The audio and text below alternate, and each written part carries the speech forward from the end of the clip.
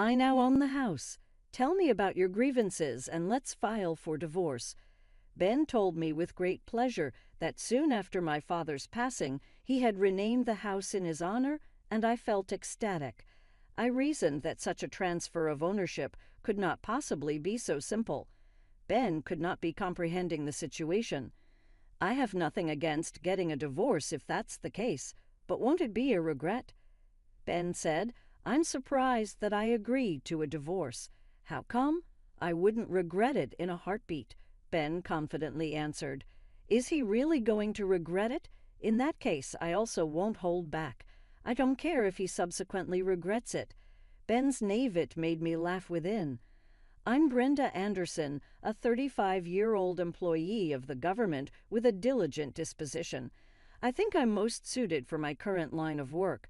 My parents were overjoyed when I passed the civil service examination. It was because my father had always advised me to strive for a steady career. I would have to respond that there is no assurance in contemporary culture when asked if civil service employment are stable. That being said, there aren't any significant issues right now, and I intend to carry on serving the public. For a reason, my father suggested getting a steady employment.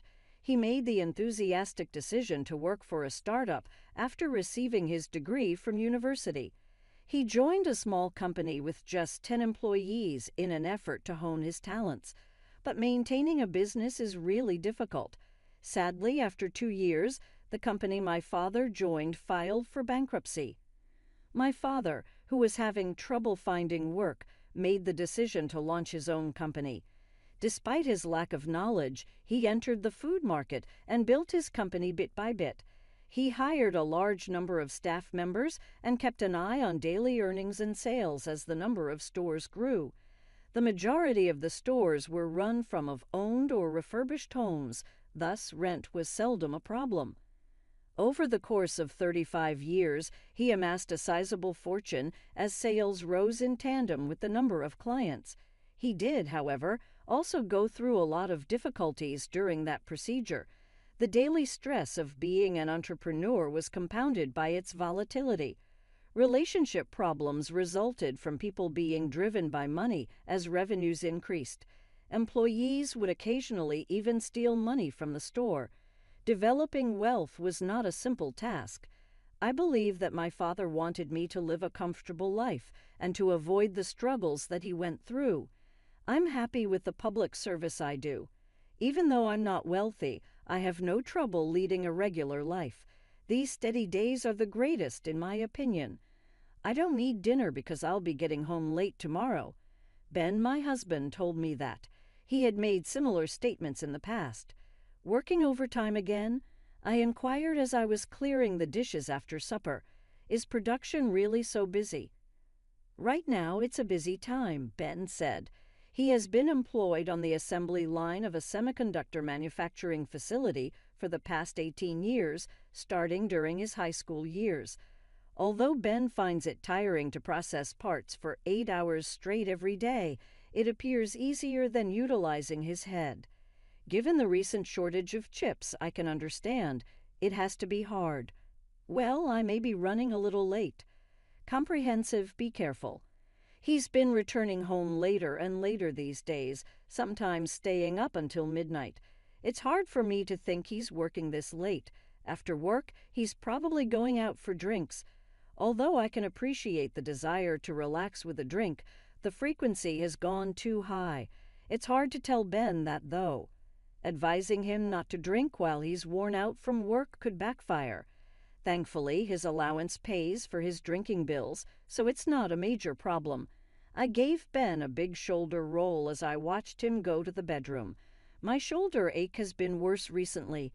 Mismatches abound in life with Ben, and it appears that the emotional strain is beginning to show itself as physical symptoms. I make an effort not to overthink things. In my sophomore year of high school, I got to know Ben. It was at a cultural fair that he approached me, a boy attending a nearby boys' school. When the younger Ben sought for my contact details, I was cautious at first, but I soon gave in to his insistent manner. He timidly said that he loved my appearance when I inquired why he was attracted in someone as plain as myself. However, I was initially concerned because I thought Ben was frivolous, but as his genuine nature showed through, I couldn't help but be pulled to him. Ben has always been my partner, even after I started working as a government servant, and he started working after high school. Despite being married at age 27, we haven't been blessed with kids. Even though it might not be feasible going forward, I think our life together is good. It's sufficient if I can spend the future with Ben in the here and now. He most likely feels the same way. These were quiet yet hectic days until I received an unexpected call on my phone. "Hey Brenda, I'm glad to see you there. Are you working?" "Yes, what's going on?" My mother called in the afternoon on a weekday, which was out of the ordinary and indicated that something must have happened. "There is an issue with us. Your dad passed out. A colon cancer diagnosis has been made for him." "Is Dad suffering from cancer?" "It's unbelievable. It stunned me.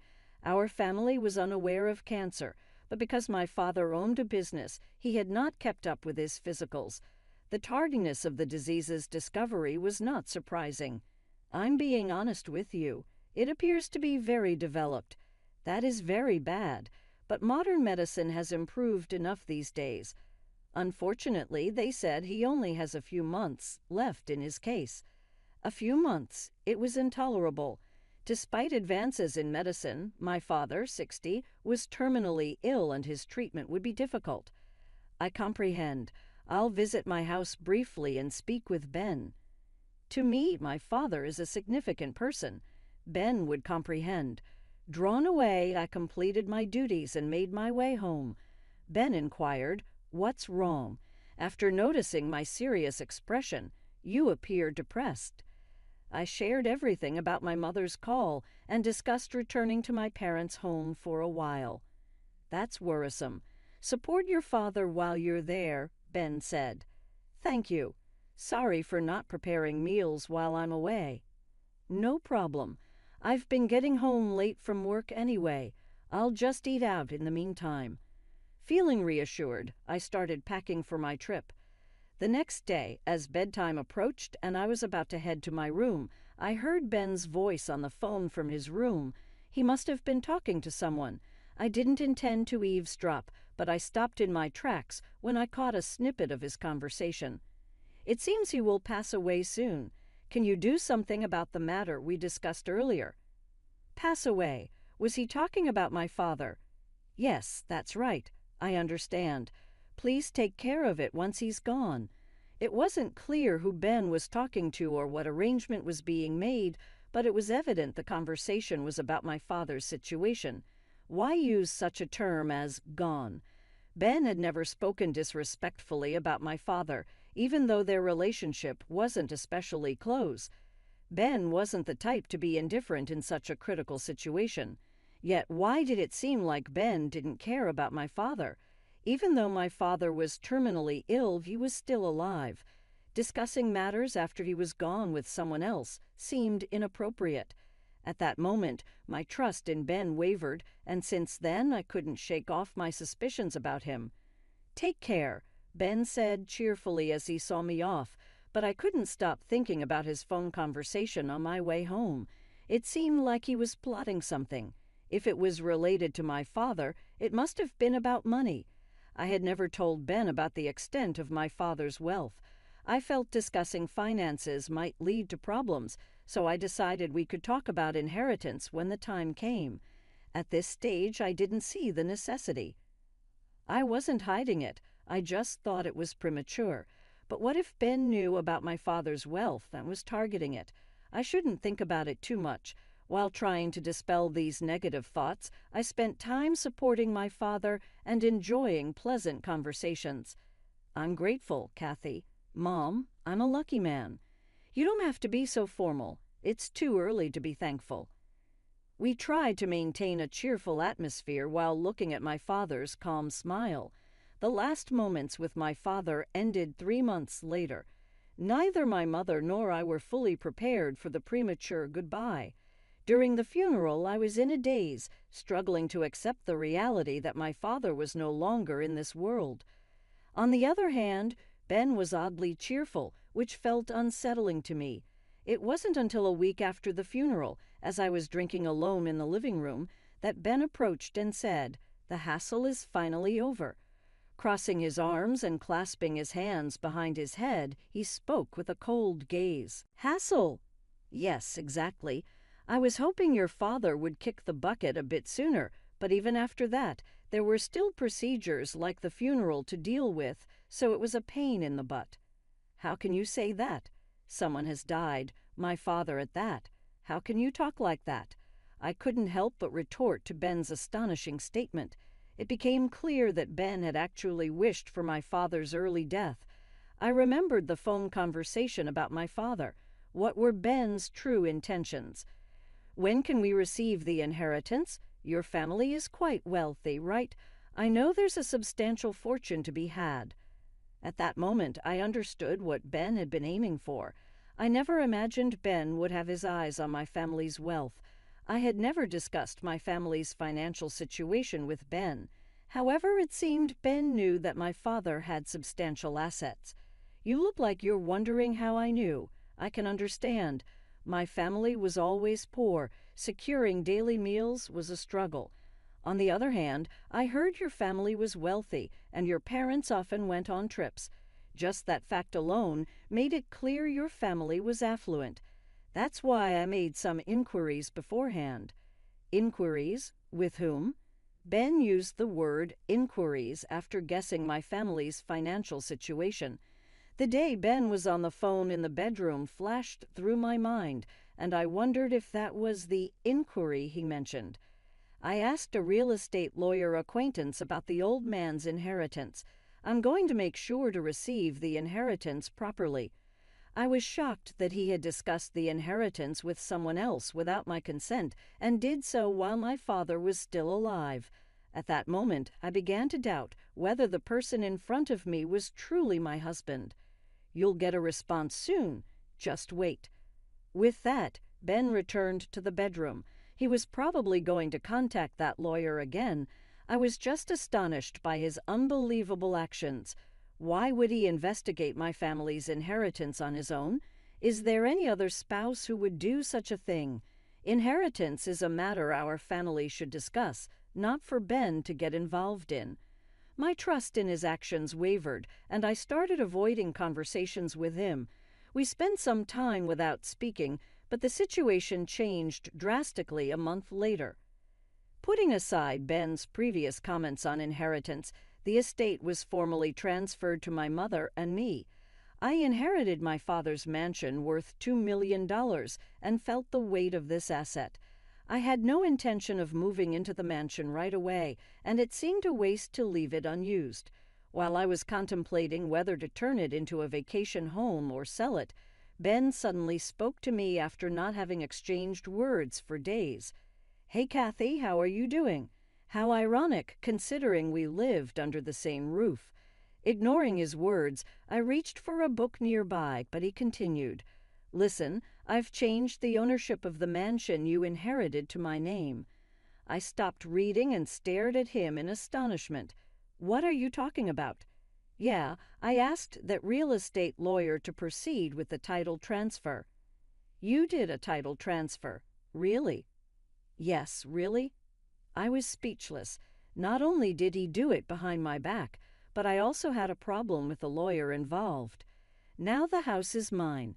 If you have a problem with that, we can get a divorce, and I'll be giving the house to my family. My brother has been wanting a larger house." So I wanted to make him happy just after my father's death. Ben was happily talking about changing the house to his name, and I felt dizzy. It seemed unlikely that a title transfer could be done so easily, and for his family to move in. I thought Ben might be misunderstanding something, but I was at a loss for words. His actions infuriated me, and I couldn't let this go. It would be better to plan and retaliate rather than confront him with words. If that's the case, I don't mind getting a divorce, but won't he regret it? Ben seemed surprised that I would accept a divorce so readily. "Regret? "There's no way I would," Ben replied with full confidence. "Will he truly not regret it? If so, I won't hold back either. If he regrets it later, that's his problem." I smirked inwardly at Ben's naivety. I decided to use every means possible to gather information about Ben's personal life. I decided to take a vacation and inspect Ben's room while he was at work. Ben's room was a mess, with various items scattered all over the floor. There, I found something and quietly slipped it into my pocket. Next, I reached for the computer on Ben's desk and launched the messaging app. I saw that the person he was talking to was the real estate lawyer dealing with legal issues. The messages exchanged with James Owen were appalling. They were mostly about money and discussions on how to illicitly acquire funds. I sighed in surprise. It seemed pitiful that Ben was following such a person's instructions. After leaving the room, I headed to a certain location. After repeating tiring tasks, I went to confirm Ben's greed. The deeper I investigated, the more I realized what kind of person I had actually been living with. That sent a chill down my spine. After concluding the investigation about Ben and feeling completely detached, I decided to file for divorce. My marriage with Ben ended legally once the divorce papers were granted at the municipal office. It was an unexpected separation, but I no longer had any affection toward Ben, who disdained my father. The Ben I knew was nowhere to be found. The investigation revealed Ben to be an unbelievable person. After submitting the divorce papers, the house was no longer mine. In fact, the house was purchased in Ben's name from the beginning with a mortgage taken out. I considered moving out, but Ben did not return to the house afterward. He's probably living in the mansion I inherited. He might be living comfortably now, but how long will that happiness last? I carefully thought about Ben's future. 3 days later, Ben finally appeared before me. "Brenda, has the divorce already been granted?" he asked anxiously as he entered through the front door. He came back suddenly and asked an impertinent question, to which I responded, "What? So we're divorced, right?" Ben exclaimed loudly, "What does that mean?" "Yes, it was granted 3 days ago, so we are now strangers to each other," I said. Disappointment gradually appeared on Ben's face, despite his own desire for divorce. I wished he wouldn't adopt a blaming attitude. "Why would you make such a unilateral decision?" "Divorce? Unilateral? You're the one who wanted a divorce, remember?" "What are you talking about now?" I replied. Ben fell silent at my logical response. His sudden issue with the divorce was clear to me. "Kathy, please, let's start over. Otherwise I'll—" Ben knelt down, looking dejected. While feeling sorry for him, I asked, "Did something happen?" I had a rough idea of what was going on, but decided to delve deeper. "Just now, debt collectors came looking for me. I tried contacting James Owen, but he seems to have changed his phone number, and I can't get through. I sent an email but got no response. It looks like I've been deceived by him," Ben confessed. "James Owen, that self-proclaimed real estate lawyer?" Well, Ben's explanation was fragmented, but I grasped the gist of the situation. It became clear what Ben had been involved in when I searched through his room. "It seems you were obsessed with gambling. There were gambling receipts scattered all over your room. I also investigated your visits to the local casino. You've been going there for almost a year, right? Is that why you ran out of funds?" I asked. Checking our joint bank account, I noticed gradual withdrawals that I couldn't recall. It turned out you were also taking money from our savings. Is that why you were duped by that real estate lawyer? Exactly, Ben admitted. Ben had been secretly spending his days gambling without my knowledge. The reason for his late returns was not due to drinking parties, but because of gambling.